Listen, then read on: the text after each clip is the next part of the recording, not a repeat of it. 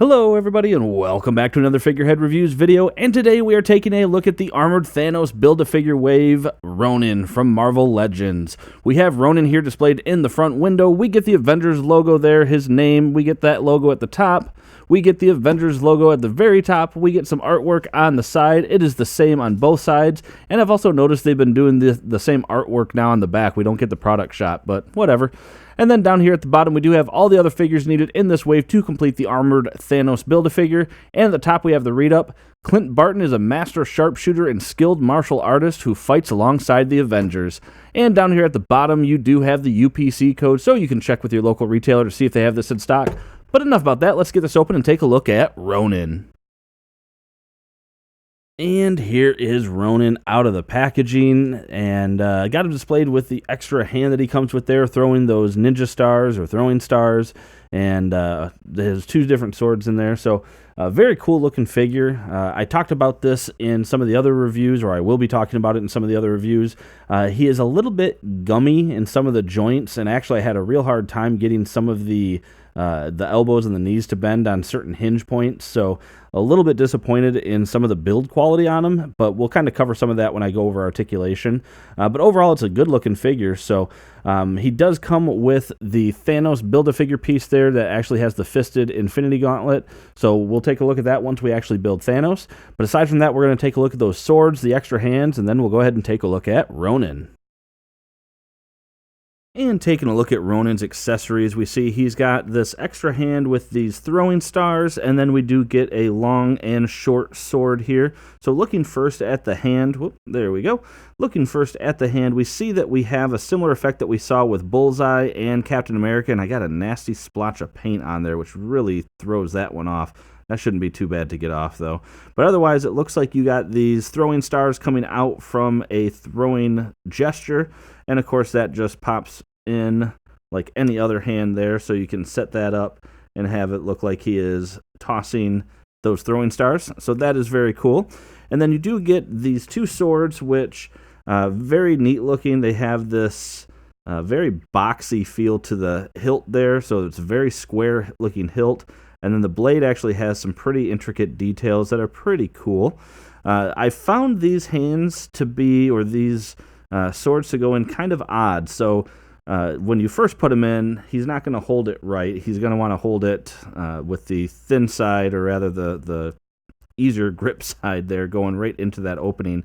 But what I found is if you kind of got to turn it, and then it looks like he's actually holding his sword. So yeah, that's makes me a little concerned, though, because you do have that gold paint on the inside there, and I feel like I'm going to get some of that kind of rubbing off on there.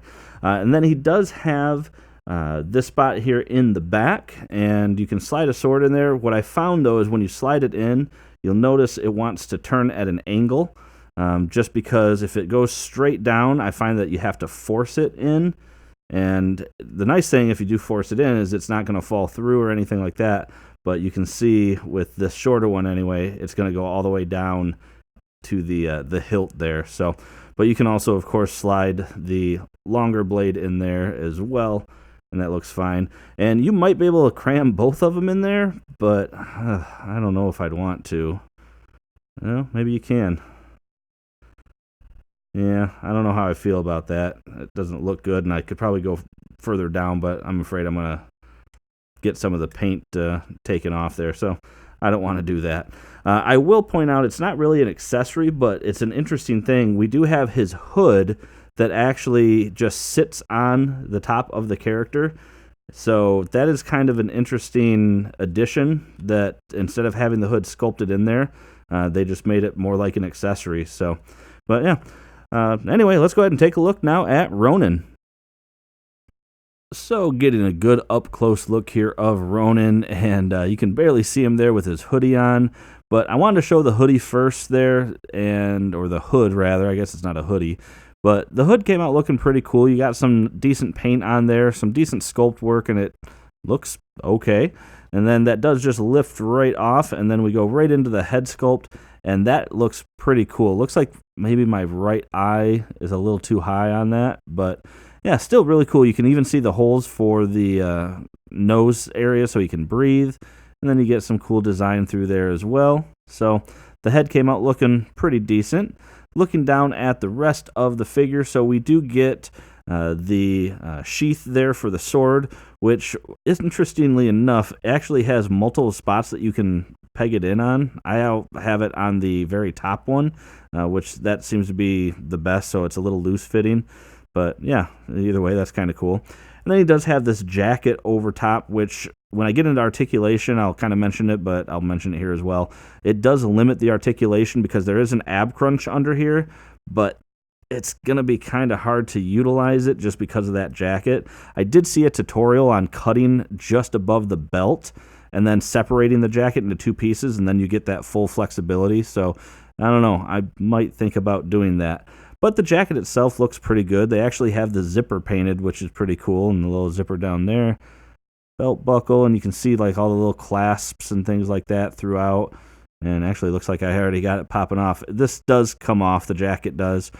So you can just pull that off, but I'll just pin that back in. And we got the gold on the shoulders. Gauntlets look pretty cool. I like that. And then this is the other alternative hand from the, instead of the hand that's throwing the stars, the other hand is just another gripping hand so that you can hold on to those swords. And then looking down at the legs, you get some cool textures again there. And shin guards and the knee pads look pretty cool. And boots look pretty cool. So not a whole lot else going on. But yeah, pretty good. And taking a look at the scale on Ronin without his hood, we can see that he's coming in at about 6¼ inches tall. When you put that hood on, he does top out at closer to about 6½. As far as the head goes, you do have full rotation and can look down about that far and up that far. If you did want to have the head turned with the hood on, you can do that, and it actually doesn't really hurt anything since the hood is removable. You can, do that without messing things up, so that is pretty cool. You have arms that can come up. I feel like I'm forcing this one, so that's probably just a little bit of a stiff shoulder. But otherwise, you can see that arm can come up a little ways. You can do full rotation. You just got to bring it around that shoulder pad if you need to. You have a upper bicep swivel there, double jointed elbow, and then you do have hinge and rotation on each of the hands, including the throwing hand there that he has. There is an ab crunch in here, but yeah, I don't really think you can get to it. Yeah. No, not much you can do with it there. But you do have a waist rotation. You have legs that can come apart and actually stay apart. The jacket doesn't push them back down. And then you got kick forward, kick backwards. You have a upper thigh cut. And then you do have double jointed knees, but I will tell you that they're very stiff. I can almost never get the top hinge portion to go without a little bit of force. And be cautious. I feel like I'm bending the hinge plastic there when I do this, and yeah, I don't like that.